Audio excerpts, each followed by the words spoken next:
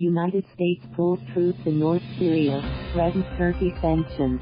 Washington. The United States appears to be heading towards full military withdrawal from Syria amid growing chaos. Cries of betrayal and threats Monday by President Donald Trump to hit Turkey with these sanctions. Defense Secretary Mark Esper said Sunday that Trump has directed U.S. troops in northern Syria to begin pulling out as safely and swiftly as possible.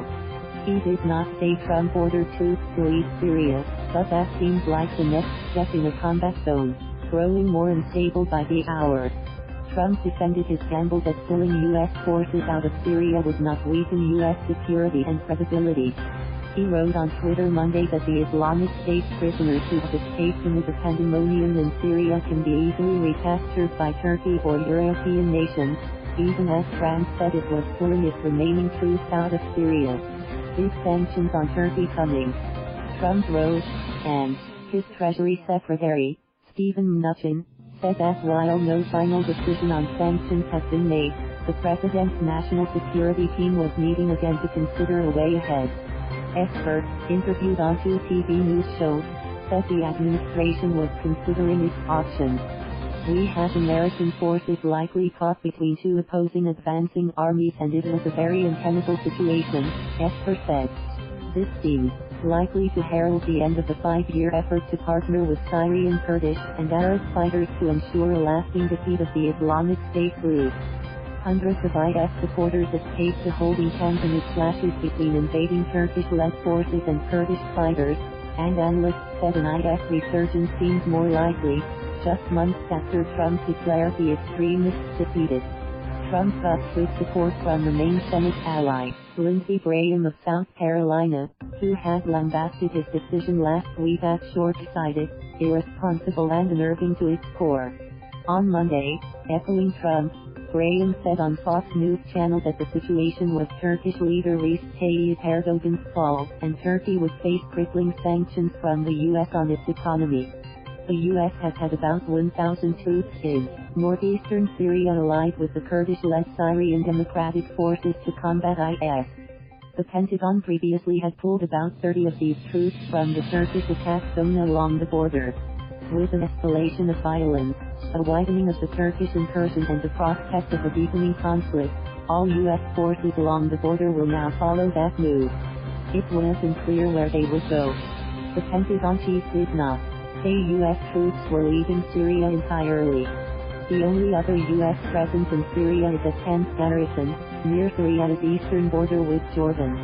The U.S. and coalition troops there are not involved in the Kurd mission, and so it seems highly unlikely the 1,000 being moved from the north would go to camp. Critics say the U.S. has betrayed the Kurds by pulling back in the face of Turkey's invasion, but Esper said the administration was left with little choice once Erdogan told Trump a week ago that he was going ahead with a military offensive. Esper said the Kurds have been good partners, but at the same time, we didn't sign up to fight the Kurds on their behalf. The Kurds then turned to the Syrian government and Russia for military assistance, further complicating the battlefield. The prospect of enhancing the Syrian government's position on the battlefield and inviting Russia to get more directly involved is seen by Trump's critics as a major mistake. Thus he tweeted that it didn't matter. Others may want to come in and fight for one side or the other, he wrote. Let them. Trump tweeted night Sunday, the U.S. has the worst of the ISIS prisoners.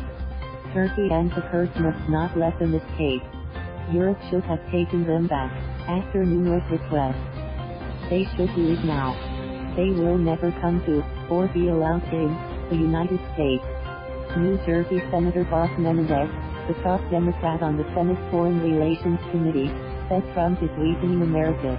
To be clear, this administration's chaotic and haphazard approach to policy by tweet is endangering the lives of U.S. troops and civilians, Menendez said in a statement.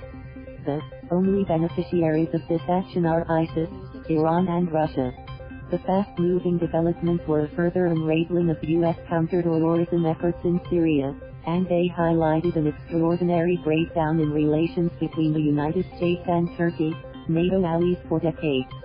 Turkish troops have often fought alongside American troops, including in the Korean War and in Afghanistan.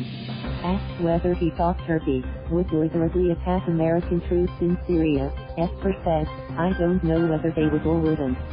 He cited an incident on Friday in which a small number of U.S. troops fell under artillery fire at an observation post in the north.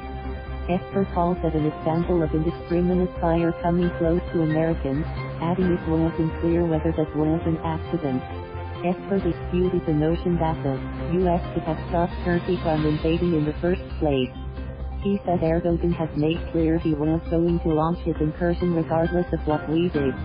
The chairman of the House Foreign Affairs Committee, Rev. Eliot Engel, Democrat, New York, said the U.S. and its NATO partners should consider expelling Turkey from the alliance. How do you have a NATO ally rules in taboo with the Russians, when the Russians are the adversaries of NATO?/ATM. Thank you for watching. Please subscribe.